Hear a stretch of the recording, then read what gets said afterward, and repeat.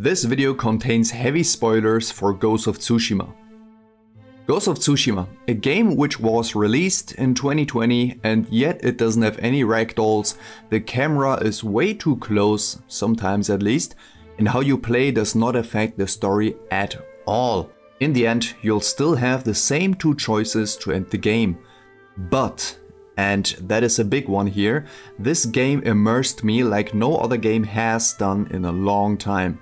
First, for people who haven't played it, here is a quick rundown of what happens until the open world actually opens up. This is Jin, the dude who we will be playing in this game. The Mongols invade Tsushima, you try to fight them off, but you almost die. This woman called Yuna saves you and you decide to try and save your uncle, who has been captured.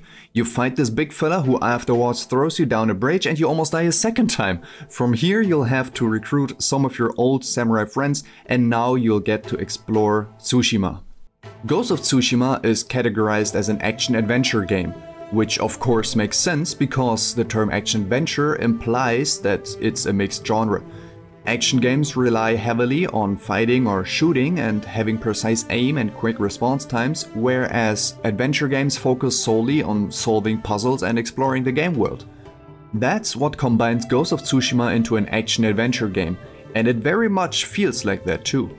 But for the majority of the game that I played it felt like I was playing an RPG.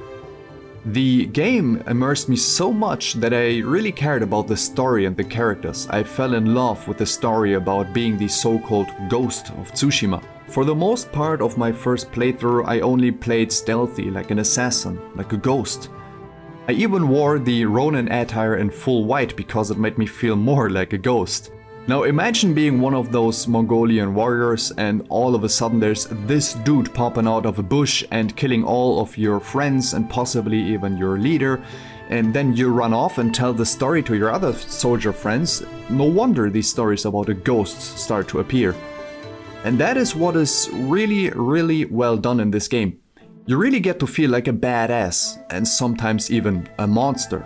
Later on in the game, people start to tell these stories about a monster being 3 meters tall and having shining red eyes, killing everything in its way. That's you. And thinking about how you kill all these people in a very bloody and brutal manner, these stories may be onto something. But what if you don't want to be a monster? What if you don't want to hide in the bushes and kill like an assassin? What if you encounter every enemy in a standoff and fight like a real, honorable samurai? Well, guess what? It doesn't fucking matter. On my second playthrough, I did exactly that.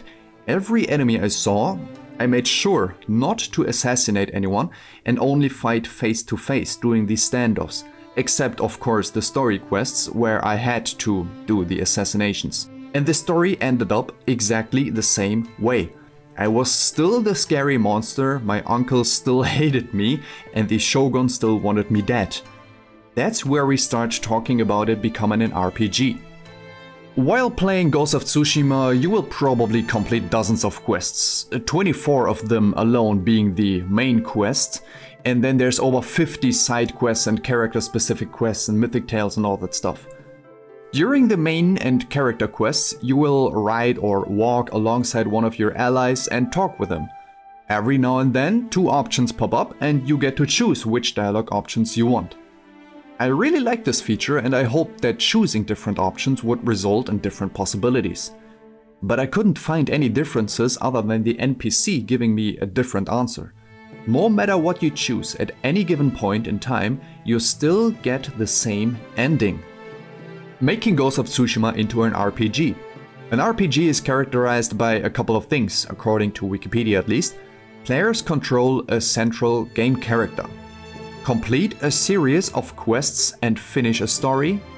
Players explore the world while solving puzzles and engage in combat. And a key feature is that characters grow in power and ability. So far, I would say that is exactly what Ghost of Tsushima is. But there's a small catch. RPGs rarely challenge a player's physical coordination or reaction time, with the exception of action role-playing games. Action role-playing games, huh?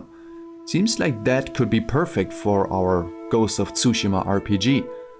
Most role-playing games are highly focused around the story, characters, and character development. All that is already in Ghost of Tsushima, but RPGs most often make you decide how you want to progress the story. What the outcome should be often lies in your hands. Now let's see how we could implement something like that into Ghost of Tsushima. Do you remember Fable, Fallout 3 or Mass Effect? All these games have some kind of karma system. An option would be to integrate a type of karma system into the game, which could track how many assassinations you did, which dialogue options you did, exactly how brutal you killed your enemies, or maybe even let them live after they gave up. Depending on how you play would then affect the story, how your uncle feels about you, or maybe even Taka could have been saved in some way. I'm no game developer and I know pulling something like that off would be pretty hard, especially on a scale that this game is, but I'm just here to spill my thoughts. This karma system could be called something like an honor meter.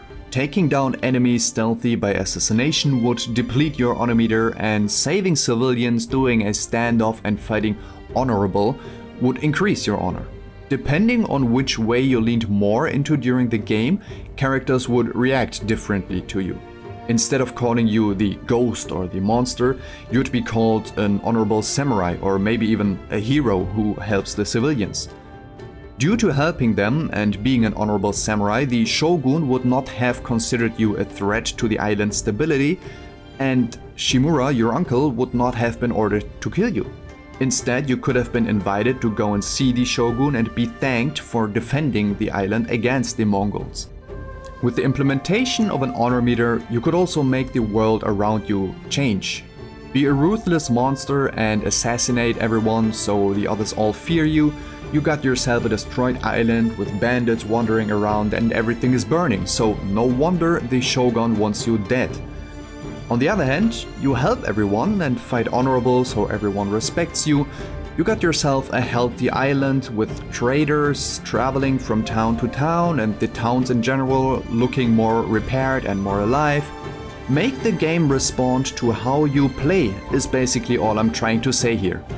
I would have loved for the game to have some more RPG elements. The world around you changing a little bit, different endings, the characters responding differently to how you play. So yeah, I enjoyed the game a whole lot. Please tell me in the comments if you enjoyed Ghost of Tsushima as well and what you think of the honor meter idea. Thanks for watching, goodbye.